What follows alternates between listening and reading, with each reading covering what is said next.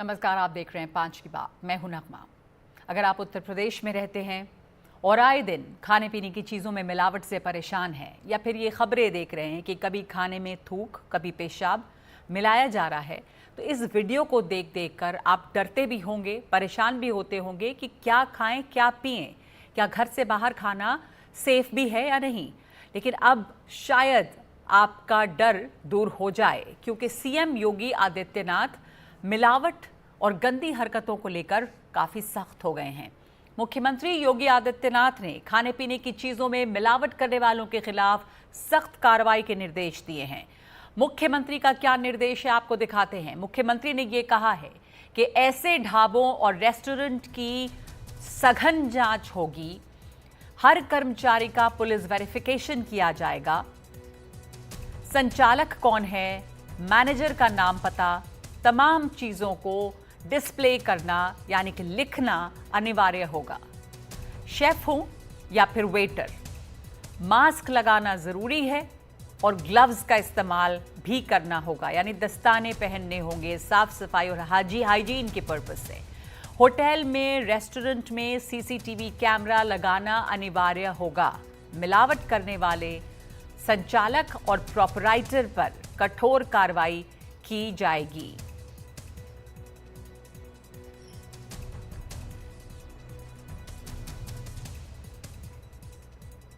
उत्तर प्रदेश में खाने पीने की चीज़ों में कभी पेशाब तो कभी थूक मिलाने के वीडियोस आमतौर पे वायरल होते रहते हैं, लेकिन इस तरह की घटनाओं पर रोक लगाने के लिए अब मुख्यमंत्री योगी आदित्यनाथ ने कड़ा रुख अख्तियार किया है। मुख्यमंत्री ने एक बड़ी बैठक करके साफ कहा है कि खाने पीने की चीज़ों में अगर कोई ऐसी चीज़ मिलाई जाती है जो खाने योग्य ना हो तो उस पर कड़े कानून बनाकर ऐसा करने वालों के खिलाफ कार्रवाई होगी।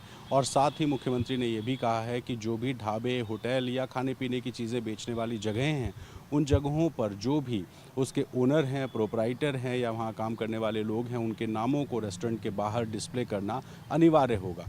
इसके अलावा मुख्यमंत्री ने साफ कहा है कि जो भी रेस्टोरेंट्स या ढाबे हैं वहाँ पर सीसीटीवी कैमरा भी लगाए जाएंगे, और न सिर्फ उस जगह लगाए जाएंगे जहां कस्टमर्स बैठते हैं, बल्कि रेस्टोरेंट के अंदर यानी किचन वाले हिस्से में भी लगाना अनिवार्य होगा। और जब भी प्रशासन इस तरह के फुटेजेस मांगेगा तो होटल या ढाबा चलाने वालों को इस तरह के फुटेजेस प्रशासन को देने होंगे, ताकि प्रशासन चेक कर सके कि खाने पीने की चीज़ों में कोई मिलावट तो नहीं हो रही है। आमतौर पे जो वीडियोस वायरल हो रहे हैं उसको लेकर के मुख्यमंत्री बेहद संजीदा हैं, और इससे पहले जब कांवड़ यात्रा सावन के महीने में चल रही थी तो उस वक्त भी खाने पीने की चीज़ों में मिलावट की कई घटनाएं सामने आई, और तब सीएम ने कहा था कि कांवड़ मार्ग में जो भी खाने पीने की चीज़ें बेचने वाले लोग हैं उन्हें अपने ठेलों पर, अपने होटल पर, अपने स्टॉल्स पर या रेस्टोरेंट्स में जो होटल संचालक हैं उनका नाम डिस्प्ले करना ज़रूरी होगा। और जब मुख्यमंत्री ने यह निर्देश दिया तब एक राजनीतिक बहस छिड़ गई थी, लेकिन अब कांवड़ मार्ग या कांवड़ यात्रा के दौरान नहीं बल्कि आम दिनों में भी उत्तर प्रदेश में खाने पीने से जुड़ी चीज़ें बेचने वालों को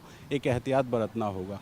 शेफ़ हो या वेटर हो या कोई भी ऐसा शख्स जो खाने पीने की चीज़ों के संपर्क में आता है, उसे मास्क और ग्लव्स पहनना भी अनिवार्य किया जाएगा, और कानून में भी एक संशोधन होगा ताकि जो भी लोग पेशाब या थूक या कोई भी ऐसी मिलावट की चीज़ लोगों को परोस देते हैं उन पर अंकुश लगाया जा सके। तो मुख्यमंत्री उत्तर प्रदेश में खाने पीने की चीज़ों में शुद्धता बरतने को लेकर के बेहद सख्त हैं, और इसी वजह से आज की बैठक में एक बड़ा फैसला लिया गया है।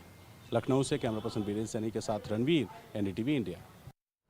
तो मुख्यमंत्री योगी आदित्यनाथ ने एक बड़ा फैसला लिया है और ये साफ कह दिया है कि मिलावटखोरों को बख्शा नहीं जाएगा, क्योंकि आए दिन इस तरह की खबरें आई कि कहीं थूक मिलाया जा रहा है, कहीं खाने पीने की चीज़ में, जूस में खबर आई थी, एक वीडियो वायरल हो रहा था कि पेशाब मिलाया जा रहा है। और इन्हीं घटनाओं को देखते हुए अब सीएम इसके ऊपर बहुत सख्त हैं और ये निर्देश उन्होंने जारी किए हैं, इससे कानून बनाने की तैयारी कर रहे हैं। आइए सुनते हैं क्या कहा है मुख्यमंत्री योगी आदित्यनाथ ने। गोरखपुर के जो लोग बाहर काम करते हैं या पूर्वी उत्तर प्रदेश के जो लोग बाहर काम करते हैं, आखिर उनकी भी तो इच्छा होगी कि उन्हीं के घर में उनको सुविधा प्राप्त हो। और अच्छा है, यहाँ पे जो मिलेगा कम से कम वो हापुड़ वाला जूस तो नहीं मिलेगा ना, या थोक लगा करके वे रोटियां तो नहीं मिलेंगी, या तो शुद्ध मिलेगा जो भी मिलेगा।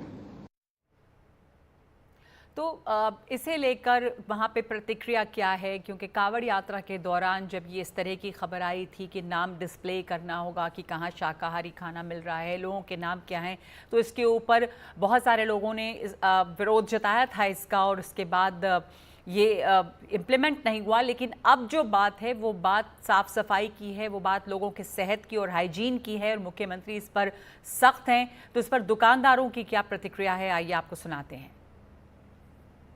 बहुत अप्रिशिएट करता हूँ, और माननीय हमारे मुख्यमंत्री जी ने जो आदेश दिया है वो तो हम लोग पालन करेंगे। और मैं बताना चाहूँगा कि ये रॉयल कैफ़े जो है हमारा एक स्टैंडर्ड ही इसका अलग है। हम लोग बिल्कुल 5 स्टार लेवल का हाइजीन और ग्रूमिंग मेंटेन करते हैं। अच्छी चीज़ है, ये तो बढ़िया बात है, तो खुल के आना चाहिए। सीसीटीवी कैमरा तो खैर हम इस्तेमाल करते हैं, लगे हुए हैं। बाकी अब डिस्प्ले पर नाम लिखवाना है वो भी अच्छी बात है, बहुत अच्छा फैसला है ये। सफाई का पूरी तरह से ध्यान होना चाहिए। अगर कुछ लोग इस तरह की हरकतें करते हैं, थूकते हैं या उसमें गंदगी मिलाते हैं, तो उनके ऊपर सख्ती से निपटा जाना चाहिए, और इस तरह से तुरंत उनके ऊपर जो आपराधिक केसेस हैं उनके ऊपर लगाए जाने चाहिए। और सरकार ने जो भी फैसला लिया है बिल्कुल निष्पक्ष होकर के उसके ऊपर लागू करना चाहिए। इसमें हम ये कहेंगे कि ये योगी जी ने बहुत ही अच्छा किया है। योगी जी ने बहुत ही अच्छा कार्य किया है। और कुछ सांप्रदायिक मतलब ताकतें जो होती हैं, जो बहुत दुकानों पे गंदगी होती है, कोई साफ सफाई का प्रोटोकॉल नहीं होता है, और ग्लव्स नहीं पहने होते हैं, और ऐसे ही मतलब लोगों को खाने पीने का इस तरह नहीं देना चाहिए। और बहुत ही हाइजीनिक तरीके से जो भी प्रोटोकॉल है उसके तहत ही हर दुकानदार भाई लोग इसका पालन करें, और शुद्धता से, क्योंकि किसी के साथ स्वास्थ्य के साथ किसी खिलवाड़ ना करें। तो अब ये तमाम लोग इसको जाहिर है कि अच्छा मान रहे हैं। ये देखना होगा कि कहाँ पर और किस तरह से ये लागू होता है, और कम से कम इसके बाद लोगों को ये विश्वास होगा कि जहाँ आप खाने पीने जा रहे हैं, चाहे वो छोटे ढाबे हों, रेस्टोरेंट, छोटे रेस्टोरेंट हों, वहाँ जो खाना आपको मिल रहा है वो साफ़ खाना है। तिरुपति बालाजी मंदिर में भगवान के लड्डू प्रसाद में जो पशुओं की चर्बी मिली थी, उस मिलावट और गड़बड़ी की वजह से भी लोग बहुत आहत हुए हैं, और इसके बाद से अब अलग अलग जगह पर जो प्रसाद मिलता है उसकी जांच भी हो रही है। डिम्पल यादव ने इस पर कल सवाल भी उठाया था कि यूपी में भी जांच होनी चाहिए। मथुरा में खाद्य विभाग पूरी तरह से हरकत में आ गया है। ब्रज के प्रमुख मंदिर बांके बिहारी जन्मस्थान के आसपास बिकने वाले खाद्य पदार्थ के नमूने लिए जा रहे हैं। इस महीने ही 27 नमूने लिए गए हैं, जिनमें दूध, घी और रबड़ी के भी नमूने शामिल हैं। लोगों से ये अपील की जा रही है कि कहीं भी किसी भी प्रकार की अगर कोई गड़बड़ी पाई जाने पर तमाम उसके लिए जो तत्काल सूचना है वो देनी ज़रूरी है। तो इस वक्त मेरे साथ जुड़ गए हैं मेरे सहयोगी रणवीर सिंह। रणवीर, इसमें मुख्यमंत्री योगी आदित्यनाथ ने जो आदेश दिए हैं वो बहुत अच्छा आदेश है, और इससे साफ सफाई को सुनिश्चित किया जा सकेगा। लेकिन इसके इम्प्लीमेंटेशन में क्या तमाम छोटे ढाबे, रेस्टोरेंट सभी इसके जद में आएंगे? तो आपको, और जो ये डिस्प्ले करने की बात है, प्रोपराइटर का नाम, ढाबा में जो काम कर रहे हैं उन्हें ग्लव्स पहनना होगा, तो ये छोटी छोटी जगहों पर सभी जगह पे ये इम्प्लीमेंट कैसे किया जाएगा? देखिए, मिलावट की समस्या दो तरह की है, एक धार्मिक और एक आम आदमी से जुड़ी हुई जो रोज़मर्रा खाने पीने की चीज़ें होती हैं। ऐसे में आम आदमी से जुड़ा मामला है तो आम आदमी की सहभागिता भी सरकार को चाहिए होगी। सिर्फ सरकारी विभाग के भरोसे आम आदमी ये उम्मीद नहीं कर सकता है कि उसको बेहतर और साफ़ सुथरा खाना मिलेगा। सरकार एक पहल कर सकती है, सरकार सख्ती कर सकती है, और उसी की शुरुआत मुख्यमंत्री योगी आदित्यनाथ ने की है, जिन्होंने कहा है कि मास्क लगाना होगा, ग्लव्स लगाना होगा, CCTV कैमरे लगाने होंगे, नाम डिस्प्ले करना होगा, और इस तरह की तमाम जो अगर गड़बड़ियाँ मिलती हैं तो उसको लेकर के जो मौजूदा नियम है उसमें बदलाव करके थोड़ा सा कड़ाई किया जाएगा कानून में। लेकिन इन सबसे इतर अगर आम आदमी को इस बात की भनक है कि कहीं कुछ मिल रहा है और गड़बड़ है, और अगर वो सरकारी विभागों को सूचित करे, हर जेब में मोबाइल फ़ोन है, हर मोबाइल फ़ोन में एक कैमरा है, अगर उसकी रिकॉर्डिंग करे, क्योंकि ये जितने भी वीडियोज़ आ रहे हैं थूक लगाने के, पेशाब मिलाने के, ये कोई सरकारी विभाग या कोई मीडिया नहीं कर रहा है, ये आम लोग कर रहे हैं जो गलियों में बैठे हैं, नुक्कड़ चौराहों पर बैठे हैं, वो इस तरह की चीज़ें देखते हैं, उसको रिकॉर्ड करते हैं, और फिर वो हमारे तक आती हैं और मीडिया उसको सरकार को बताता है। अगर इसी तरह की भूमिका काम लोग करना शुरू कर दें कि जहाँ भी कोई गंदगी दिखे, जहाँ पे फूड स्टॉल्स पे कुछ साफ़ सफाई की कमी हो, वो सरकार को सूचना दें और सरकार उस पर अगर कार्रवाई करेगी तो जाहिर है कि एक लंबी प्रक्रिया होगी, लेकिन ये कहीं ना कहीं आने वाले समय में थोड़ा समय ज़रूर लगेगा, लेकिन सब ठीक हो जाएगा, इसकी उम्मीद है। क्योंकि एक तरफ जागरूकता और दूसरी तरफ कानून की कड़ाई, और अगर ये दोनों चीज़ें एक साथ मिल जाए तो जाहिर है कि कुछ भी असंभव नहीं है। जिस तरह से स्वच्छता अभियान की शुरुआत हुई थी और उसका एक असर दिखाई दिया, उसी तरह से अगर खाने पीने की सफाई की शुद्धता की बात अगर की जाए तो उसमें अगर जनता की भूमिका शामिल हो जाए तो कहीं ना कहीं ये जो आदेश है ये आराम से इसको लागू किया जा सकता है। जी जी जी, ये बहुत अच्छा आदेश है और उम्मीद करेंगे कि ये अच्छी तरह से लागू हो पाए और कम से कम लोग इस बात के लिए आश्वस्त रहें कि जो खाना वो खा रहे हैं वो खाना साफ़ है कम से कम। रणवीर बने रहे हमारे साथ। जैसे आपने कहा कि इसके दो पहलू हैं, एक धार्मिक भी है, एक आम लोगों से जुड़ा हुआ है। तो एक तो ढाबा और रेस्टोरेंट और बाहर कहीं भी या जूस जहाँ भी आप जा रहे हैं, खा रहे हैं, आप पी रहे हैं, वो साफ़ है या नहीं, उसमें पूरी तरह से हाइजीन का ख्याल रखा गया है या नहीं। मिलावट तो एक अलग बात है, पर गंदगी की मिलावट तो नहीं है, ये सुनिश्चित करने की कोशिश है। अगर नाम डिस्प्ले किया जाएगा प्रोप्राइटर का, मैनेजर का, दूसरे ग्लव्स और मास्क की बात है, ये तमाम चीज़ें सुनिश्चित करी जाएंगी तो उम्मीद है कि खाने पीने की सफाई कुछ बढ़ेगी। दूसरा जो पहलू उसका है वो धार्मिक भी है और ये कि प्रसाद में भी मिलावट, प्रसाद जो है वो भी मिलावट से नहीं बचा। ये शुरुआत हुई तिरुपति से, तो तिरुपति के लड्डू विवाद जो है उसका असर अब दूर दूर देखा जा रहा है। तमाम देश के कई मंदिरों में ये जांच पड़ताल अब प्रसाद की जा रही है। तिरुपति के लड्डू विवाद का जो असर है वो लखनऊ भी पहुंचा है। यहाँ पे प्राचीन मनकामेश्वर मंदिर है और इस मनकामेश्वर मंदिर ने ये तय किया है कि बाहर से खरीदा गया प्रसाद मंदिर में नहीं चढ़ाया जा सकता है। दरअसल तिरुपति विवाद के बाद मनकामेश्वर मंदिर के महंत ने शुद्धता बनाए रखने के लिए ये साफ कर दिया है कि या तो भक्त अपने घर से प्रसाद बनाकर लाएं या फिर सूखे मेवे यानी कि ड्राई फ्रूट चढ़ाएं। महंत के इस फैसले से एक तरफ भक्त खुश हैं, लेकिन इस फैसले से वो लोग दुखी हैं जिनकी दुकानें मंदिर के बाहर लगती हैं। इनके सामान रोज़ बिकते हैं, तेज़ी से बिकते हैं प्रसाद। अब इनके लिए ये मुश्किल हो गई है कि लोग यहाँ से प्रसाद नहीं खरीदेंगे तो उनके सामने उनके रोज़गार का भी संकट खड़ा हो गया है। सुनाते हैं आपको कि भक्त इस पर क्या सोच रहे हैं, दुकानदार क्या कहते हैं। सही है, ऐसे शुद्धता रहेगी, मेंटेन रहेगी, बिल्कुल सही काम। कोशिश हो कि मंदिर के अंदर ही डेली बने प्रसाद, या तो ऐसा हो कि संस्था के द्वारा ही बनाया जाए। अगर ऐसा होगा तो जितनी भी दुकानें हैं, जिसकी रोजी रोटी है, उस पर असर पड़ेगा। जो चीज़ गलत है उसको भाई जो आस्था से खेल रहा है उसके खिलाफ भाई सजा उसको मिलनी चाहिए। बाहर का प्रसाद का है, जब हम शुद्ध प्रसाद बनेबे तो सबको ही ले जाइए, और शुद्ध थोड़ी प्रसाद है जो सब बंद हो जाइए।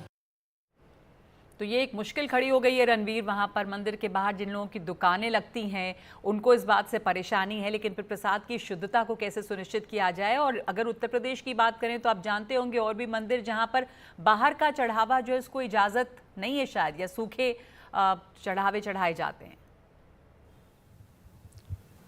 देखिए, उत्तर प्रदेश देश के धर्म का भी एक बड़ा केंद्र है। काशी यहाँ है, अयोध्या यहाँ है, मथुरा यहाँ है और इसके अलावा कई ऐसे मंदिर हैं जहाँ दूर दराज से लोग आते हैं, चाहे माँ विंध्यवासिनी का मंदिर हो या बाबा गोरखनाथ का, और बाकी शहरों में भी प्राचीन मंदिर हैं। इसमें दो तरह की चीज़ें हैं। एक कि मिलावट वो होती है जो जानबूझ के की जाए, जैसे घी में जो मिलावट तिरुपति में की गई, इस तरह की चीज़ें जानबूझकर फ़ायदा मुनाफा कमाने के लिए जानबूझकर किए गए मिलावट। और दूसरा होता है गंदगी, जो कई बार अनजाने में भी हो जाती है, जैसे बाल मिल जाए या कोई कंकड़ मिल जाए गलती से। लेकिन ये दोनों चीज़ें ना हो और लोग जो खाएं वो शुद्ध खाएं, क्योंकि आज की डेट में ऑलरेडी आप देख रहे हैं कि हर चीज़ में मिलावट होती है। तो दूध में कोई चूना मिला रहा है, कोई केमिकल मिला रहा है, प्रसाद और जो चीज़ें होती है जिससे धर्म के नाम पर लोग डरते हैं, अगर वहाँ भी मिलावट होगी तो जाहिर है कि इसमें सरकार को आगे आना पड़ेगा। और उत्तर प्रदेश की बात करें तो मथुरा और साथ साथ जो अलग धर्म के केंद्र वाले ज़िले हैं वहाँ पर सरकार ने सख्ती शुरू कर दी है, जांच पड़ताल शुरू हो गई है, सैम्पलिंग हो रही है। और अगर मथुरा की बात करें तो मथुरा में कई जगहों पर, चाहे बांके बिहारी का मंदिर हो या जन्म स्थान, वहाँ पर जितनी भी दुकानें हैं उन दुकानों से सैंपल कलेक्ट किया गया और ज़्यादातर मंदिर ऐसे हैं जहाँ पर लोग बाहर में जो दुकानें मौजूद हैं उन दुकानों से कहीं पे बेसन का लड्डू, कहीं पेड़े, अलग अलग चीज़ें प्रसाद के लिए लेते हैं। तो उन सारी चीज़ों की सैंपलिंग लेकर के जो सरकारी लैब है उनको भेजा जा रहा है और रिजल्ट आने के बाद इस पर फिर कार्रवाई भी संभव है। जी जी, तमाम जगहों से सैंपल लिए जा रहे हैं। मैं याद है कल डिम्पल यादव ने भी इस पर बात की थी, बात उठाई थी, तो तमाम जगहों से सैंपल लेकर इनकी जांच पड़ताल के लिए भेजा जा रहा है। शुक्रिया आपका रणवीर। इससे अच्छी बात ये हो रही है कि एक सजगता बढ़ी है, क्योंकि लोगों की आस्था का सवाल है। और जब तिरुपति के मंदिर में लड्डू के प्रसाद में मिलावट की बात सामने आई तो लोगों को बहुत झटका लगा कि ये भी हो सकता है। तो उसके बाद तमाम जगह पर अब सैंपल्स की जाँच की जा रही है। इसी बीच ये बात सामने आई है कि जो उज्जैन में महाकाल मंदिर है वहाँ पर जो प्रसाद है वो सबसे शुद्ध है। मध्य प्रदेश के मुख्यमंत्री मोहन यादव ने उज्जैन के महाकालेश्वर मंदिर में प्रसाद को लेकर कहा है कि महाकाल का प्रसाद पूरे देश में सबसे शुद्ध है। तिरुपति के तिरुमाला मंदिर के लड्डू प्रसाद में जिस तरीके से चर्बी और मछली का तेल मिलने की बात सामने आई है, उसके बाद पूरे देश के मंदिरों के प्रसादों में को लेकर लोगों में संशय बना हुआ है। लोगों में जो उनकी आस्था को चोट पहुंची है, इसी को देखते हुए हम उज्जैन महाकालेश्वर मंदिर के लड्डू प्रसाद में आए, जहां पर लड्डू बनते हैं। आप देख रहे हैं कि ये चिंतामन रोड पर स्थित है, जहाँ पर विशेष करके लड्डू के लिए बनाया गया है। तो लड्डू प्रसाद निर्माण इकाई है जो ये चिंतामन रोड पे है, और यहाँ पर किस तरीके से लड्डू बनते हैं, उसमें कितनी शुद्धता है। त्रिपाठी जी बताइए कि लड्डू बनाने की प्रक्रिया कहाँ से शुरू होती है, किस तरीके से? आप को बताते हुए मुझे प्रसन्नता है कि हम लोग जो बाजार से शुद्ध चना की दाल लेते हैं और चने की दाल को अपने ही आटा चक्की में पीस करके तैयार करते हैं, और ये जब बेसन तैयार हो जाता है तो हम पास के ही एक कक्ष में जो रसोई कक्ष है महाकालेश्वर भगवान की, उसमें ले जाते हैं और वहाँ बहुत सारी प्रोसेस करते हुए इसको छानने के बाद घी में तला जाता है, जिसमें रवा मिलाया जाता है, और बेसन और रवा को मिला करके शुद्ध देसी घी जो मध्य प्रदेश शासन के द्वारा अधिकृत ब्रांड है उसमें हम इसको तलते हैं, और पर्याप्त सिकाई के बाद ही इसको हम लड्डू प्रसाद के निर्माण में उपयुक्त प्रयोग करते हैं। आम दिनों में कुल कितने लड्डू रोज बनते होंगे, उसमें क्या क्या सामग्री लगभग कितनी लगती है? यदि रूटीन में हम देखें तो 30 से 35 कुंटल तक तो रूटीन में लगता ही है, लेकिन जो शनिवार, रविवार और सोमवार 3 दिन दर्शनार्थियों की संख्या महाकालेश्वर मंदिर में अधिक हो जाती है, उस दशा में लगभग 60 से 65 कुंटल तक लड्डू प्रसाद हम 3 दिन में करते हैं। तो जैसा कि आपको त्रिपाठी जी ने बताया, जो यहाँ के लड्डू यूनिट के प्रभारी है, कि किस तरीके से लड्डू यहाँ पर शुद्ध बनते हैं, और ये क्यों है कि पूरे देश में ये लड्डू सबसे शुद्ध माने जाते हैं, और इसकी प्रक्रिया क्या है। तो आपने देखा कि ये लड्डू बन रहे हैं और किस तरीके से पैक हो रहा है, और इसकी शुद्धता की वजह क्या है। एनडीटीवी के लिए उज्जैन से ललित जैन। तो उज्जैन का महाकालेश्वर मंदिर जो है वो एक उदाहरण है, सबके लिए मिसाल बन सकता है कि किस तरह प्रसाद की शुद्धता वहाँ पर सुनिश्चित की जा रही है। एक ब्रेक ले रहे हैं 5 की बात में, लेकिन आगे तिरुपति की खबर। वहाँ पर लड्डू में मिलावट, प्रसाद में मिलावट की खबर के बाद क्या उसकी बिक्री पे कोई असर पड़ा है, देखिए इस ब्रेक के बाद।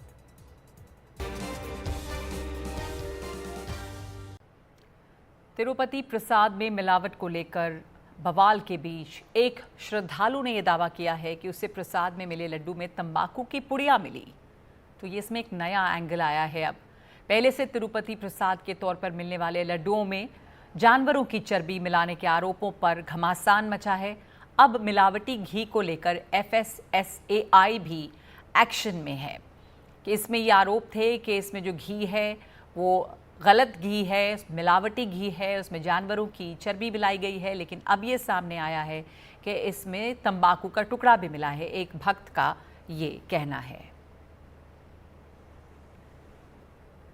स्वास्थ्य मंत्रालय को 4 कंपनियों के सैंपल मिले हैं। मंत्रालय को मिले इस नमूनों में एक कंपनी के 4 नमूने फेल हो गए हैं।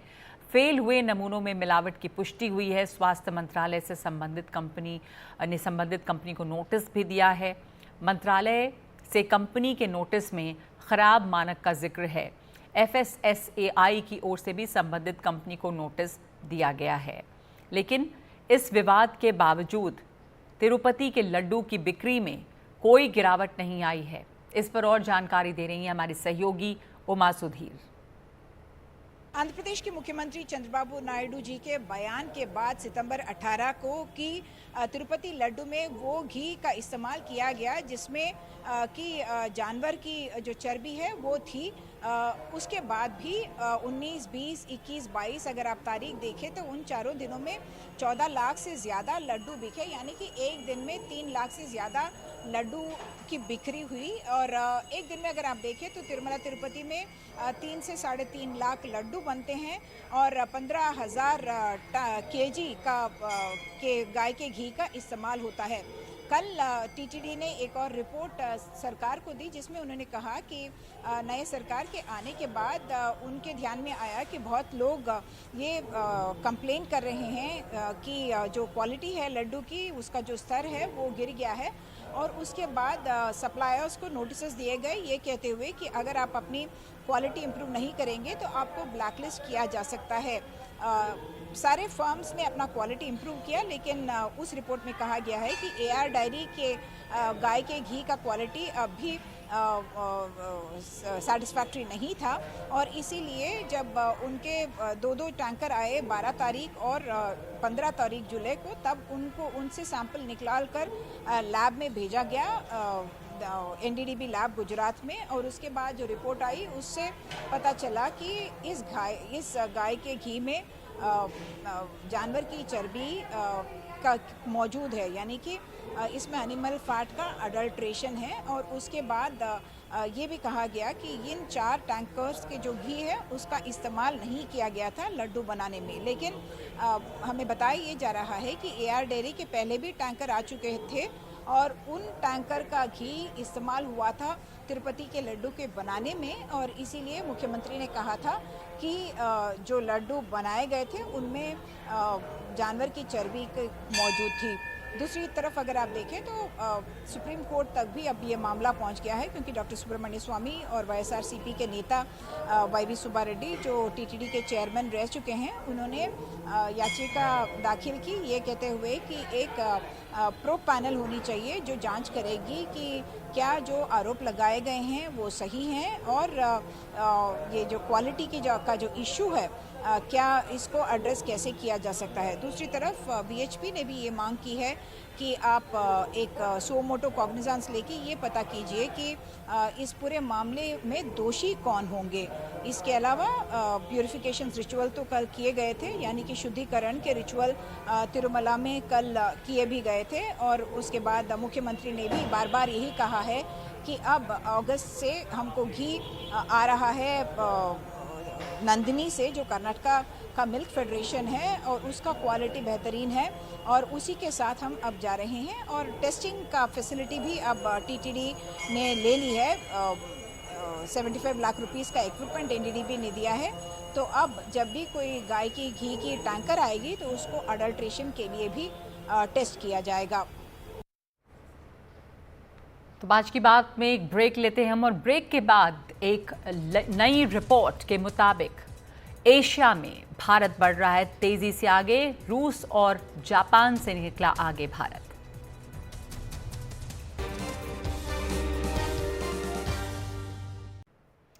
ऑस्ट्रेलिया के जाने माने थिंक टैंक लावी इंस्टीट्यूट के नए सालाना एशिया पावर इंडेक्स में भारत ने रूस और जापान को पीछे छोड़ दिया है।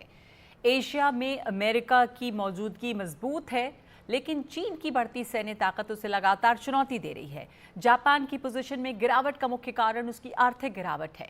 ये सब मुख्य बातें हैं इस नए एशिया पावर इंडेक्स की। भारत की बात करें तो सैन्य ताकत में वो चौथे नंबर पे है, सांस्कृतिक प्रभाव में भी चौथे नंबर पे है, आर्थिक क्षमता में भी और भविष्य के संसाधनों में उसका तीसरा स्थान है, कूटनीतिक प्रभाव में भी चौथा नंबर मिला है। तो भारत की कुल रैंकिंग अब एशिया में तीसरी हो गई है, रूस और जापान से आगे। दिखाते हैं आपको इस ग्राफिक के जरिए। लावी इंस्टीट्यूट की जो रिपोर्ट है उसमें भारत ने एशिया पावर इंडेक्स में एक ऊंची छलांग लगाई है। वो तीसरा सबसे ताकतवर देश है। जापान और रूस भारत से पीछे है।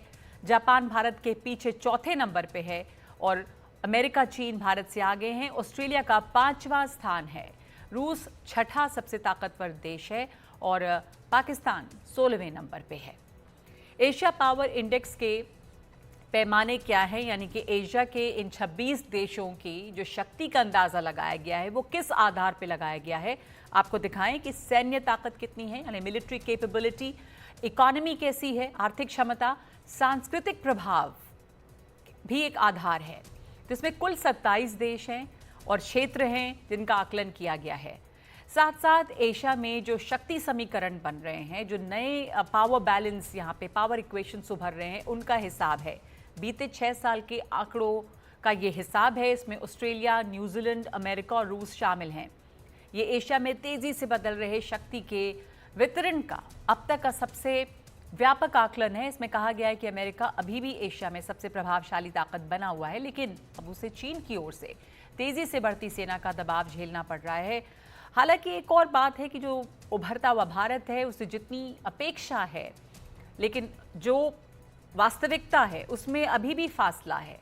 इसमें कहा गया है कि एशिया पावर इंडेक्स दिखाता है कि भारत के पास मलाक्का स्ट्रेट के पूर्व में शक्ति और प्रभाव दिखाने की अभी भी सीमित क्षमता है। हालांकि भारत के पास बहुत ही ज़्यादा संसाधन है और एक बड़ी ताकत के रूप में विकास की भी भरपूर क्षमता है। तो इस पर बातचीत के लिए हमारे साथ इस वक्त जुड़ गए हैं पूर्व विदेश सचिव शशांक। लावी इंस्टीट्यूट एक काफ़ी जाना माना और एक रेप्यूटेड इंस्टीट्यूट है और एशिया पावर इंडेक्स करके इनकी रिपोर्ट आती है। इसमें 6 साल का आंकड़ा दिया गया है। शशांक जी, भारत की जो ये छलांग है इसकी आप क्या वजह मानते हैं? किन इंडिसेस पे भारत ने तरक्की की है जो अब रूस को और जापान को उसने पीछे छोड़ा है? नहीं, देखिए, भारत ने पिछले कुछ दशकों में एशिया के देशों के साथ में अपने संबंध बहुत मजबूत किए हैं। और मुझे याद है कि जब आसियान के साथ में हमारे समिट लेवल पार्टनरशिप बनी, स्ट्रेटेजिक पार्टनरशिप बनी, तो उन्होंने हमको बताया कि भारत के साथ में जो सबसे ज़्यादा प्रैक्टिकल उनकी पार्टनरशिप है और जो भी कुछ हम प्रोजेक्ट्स वगैरह लेते हैं, जॉइंट प्रोजेक्ट्स, वो इम्प्लीमेंट हो जाते हैं। कहते हैं बाकी सब देशों में तो ये बड़े मेरे लिए आश्चर्य की बात थी। मैं सोचता था कि यह चीन जो है कम्युनिस्ट कंट्री होने की वजह से सबसे जल्दी इन पे निर्णय लेगा हर मामले पे, लेकिन आसियान के देशों का कहना ये था कि बाकी सब देश धीरे चलते हैं। तो उससे हमको थोड़ा सा अंदाजा लगा कि अब मौका है कि भारत को हर देश में आर्थिक रूप से भी, रणनीतिक रूप से भी, मिलिट्री में भी, क्षेत्र में हर तरह से अपने को बढ़ाना चाहिए। ये बात और आपने ठीक कही है, जो लोवी इंस्टीट्यूट का मैं मानता हूँ कि अभी भी जो जिस प्रकार से हम लोग आगे बढ़ सकते थे, तो जब से हम लोगों ने निर्णय लिया है कि आरसेप जो संस्था है उसमें हम बाहर रहेंगे, आईपेफ एक वो है इंडो पैसिफिक इकोनॉमिक फ्रेमवर्क, उसमें भी हम लोगों ने कुछ ही उसके बिंदुओं पर हमने ज्वाइन किया है। तो इसलिए जो है माना जाता है कि हम जानबूझ के थोड़ा पीछे रह रहे हैं और हम चाहते ये हैं कि पूरे अफ्रीका के साथ में, विश्व के साथ में हम ग्लोबल साउथ की आवाज़ बने। तो ग्लोबल साउथ की आवाज़ बनने के उसमें हम एशिया में थोड़ा सा पीछे रह जाते हैं अपने एग्जैक्ट इन्फ्लुएंस में, लेकिन इसमें कोई शक नहीं है कि हमारे जो फ्यूचर पर इसमें कई पैमाने लिए गए हैं, जैसे कि मिलिट्री कैपेबिलिटी है, इकोनॉमिक पावर है। तो जहाँ तक हमारी अर्थव्यवस्था और मिलिट्री कैपेबिलिटी की बात है, वहाँ पर आप किस तरह आंक रहे हैं? वहाँ पर भारत के प्रोग्रेस कैसा रहा? और दूसरे एक और पैमाना जिसकी बात आप भी कर रहे हैं, जो डिप्लोमेटिक कैपेबिलिटी या रणनीतिक या सामरिक क्षमता आपकी है। तो अभी भी हमने जैसे यूक्रेन और रूस के इस युद्ध में भी देखा कि प्रधानमंत्री मोदी वहाँ जाते हैं, दोनों देशों से बात करते हैं। तो भारत की ये यूनिक पोजीशन है कि आप दोनों देशों से जो आपस में युद्ध है जिनका, बात कर सकते हैं। तो इस तरह से जो सामरिक कैपेबिलिटी है भारत की, उसमें भारत की पोजीशन में एक मजबूती देखी जा रही है। देखिए, सबसे बड़ी बात यह है कि भारत ने कभी और देशों को ये नहीं आगे आने दिया कि सब आप अपने प्रगति किस तरीके से करेंगे। हमने कहा नहीं, हमारे यहाँ प्लानिंग कमीशन है, हमारे यहाँ बातचीत होती है, डेमोक्रेसी है, हम लोग खुद निर्णय करेंगे। तो जो बाकी एशिया के देश हैं वो ये मानते हैं कि भारत कभी भी उनके देशों में इंटरनल इंटरफेरेंस नहीं करेगा। जो पार्टनरशिप करेगा वो पूरे तरीके से उनकी प्रायोरिटीज को ध्यान में रखते हुए करेगा।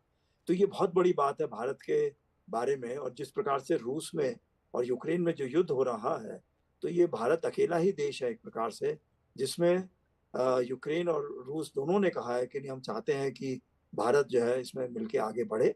हालांकि रूस ने जो है ब्राजील और चीन का भी नाम लिया है, इसमें कोई शक नहीं है, लेकिन मैं ये नहीं कह रहा हूँ कि हम चीन और अमेरिका से आगे बढ़ना चाहते हैं अभी। मेरा खाली कहना ये है कि हम लोगों को जो विश्वास की नीति है, दूसरा हमारे यहाँ जो ये इकोनॉमिक इंडेक्सेस भी हैं, वो भी परचेजिंग पावर के बेसिस पर जो हमारे यहाँ कॉस्ट ऑफ लिविंग इंडेक्स है उसके बेसिस पर हमारा काफी आगे बढ़ जाता है। ये बात और है कि हमारे लोग जो है अगर पर कैपिटल लेंगे तो कमी रहेगा, लेकिन हम लोगों की जो टोटल हमारी वो है इकोनॉमिक क्षमता और पोटेंशियल जो है वो मैं समझता हूँ कि अभी भी बहुत जबरदस्त है और अगले कुछ सालों में हमें जो है पूरे तरीके से आगे बढ़ने का प्रयास करना चाहिए। ये भी कहा गया है कि भविष्य में जो उम्मीद है उसमें भारत की जो पोजीशन है वो काफ़ी स्ट्रॉन्ग है, लेकिन जो वो गैप है कि जितनी उम्मीद है और जो अभी मौजूदा वास्तविकता है उसमें एक बड़ा फासला है। भारत और अच्छा कर सकता है पर अभी हम अपने ऑप्टिमम पोटेंशियल पे नहीं है और मलाक्का स्ट्रेट के पूर्व में अभी उतनी कैपेबिलिटी नहीं है भारत की कि प्रभाव डाल सके। जी मैं मानता हूँ ये अभी हम लोगों ने इतना ज़्यादा खुद ही नहीं करा है। हमारी इच्छा रहती है कि चीन जो प्रयास कर रहा है कि दक्षिण एशिया के क्षेत्र में अपनी बढ़त बनाने के लिए, तो सबसे पहले प्रायोरिटी हमारी वह है। दूसरी हमारी प्रायोरिटी ये भी रहती है कि चूँकि अमेरिका ऑलरेडी मलाक्का के पूर्व में काफ़ी तेज़ी से ताकत बढ़ा रहा है और ऑस्ट्रेलिया के साथ में मिलकर उन्होंने ऑकस बनाया है, फिलीपींस के साथ में मिलकर भी एक क्वाड बनाया है।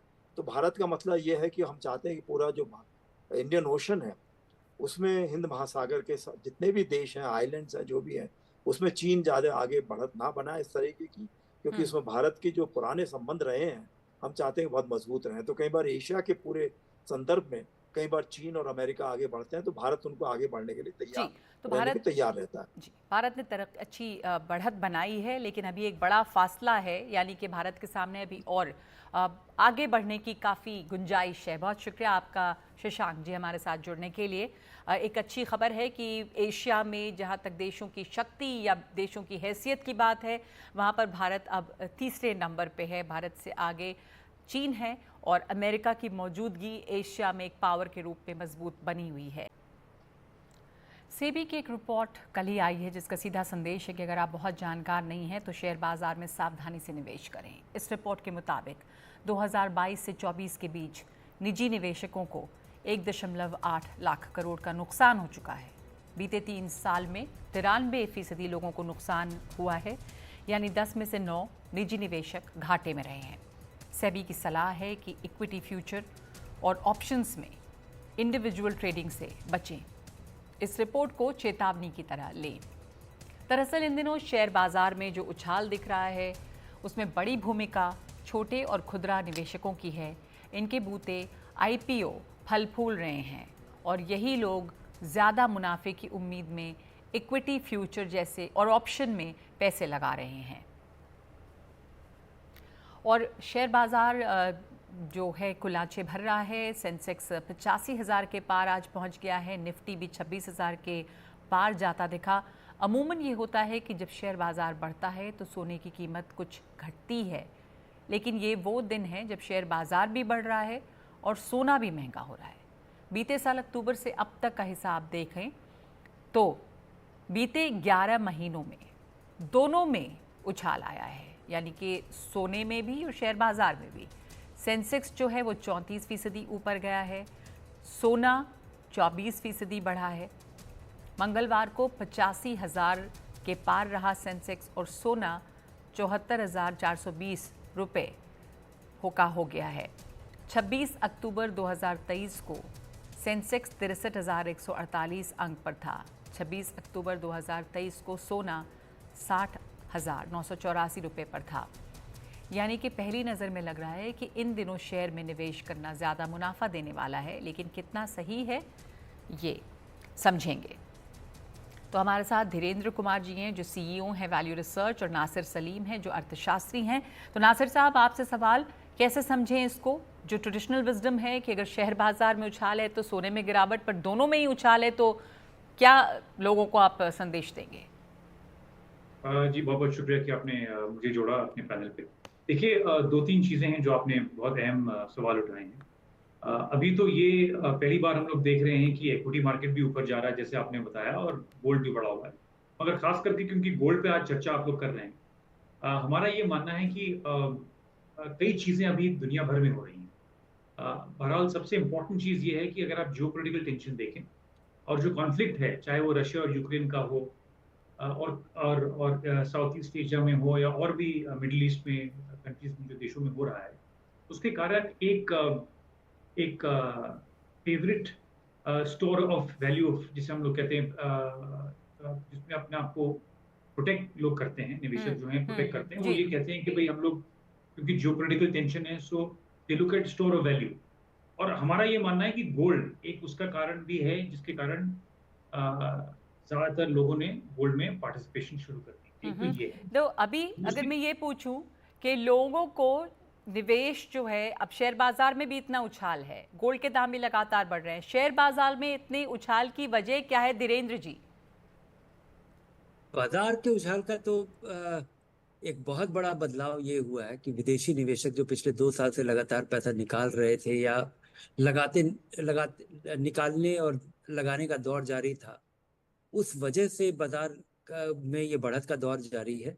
और जो डोमेस्टिक इन्वेस्टर्स का जो फ्लो बना हुआ है उसमें किसी भी तरह की चिंता नहीं दिख रही है। और ये मुझे लगता है कि ये काफी चिंताजनक स्थिति है कि आज बाजार में चाहे बाजार महंगा हो या सस्ता हो, ये कोई नहीं देख रहा है। बाजार में लोग आंख बंद करके लगातार पैसा निकाल रहे हैं, बल्कि जब भी कोई मामूली गिरावट आ रही है तो उसको लोग पैसा लगाने का मौके के तौर पे देख रहे हैं, ना कि घबराहट में पैसा निकाल रहे हैं। तो ये एक बहुत बड़ा बदलाव है। आप क्या सलाह देंगे निजी निवेशकों को? देखा जाए तो 2022 से 24 के बीच 1.80 लाख करोड़ का नुकसान हुआ है और बीते 93% लोगों को नुकसान हुआ। यानी कि ये लोग वो हैं जो कि स्मॉल इन्वेस्टर्स हैं।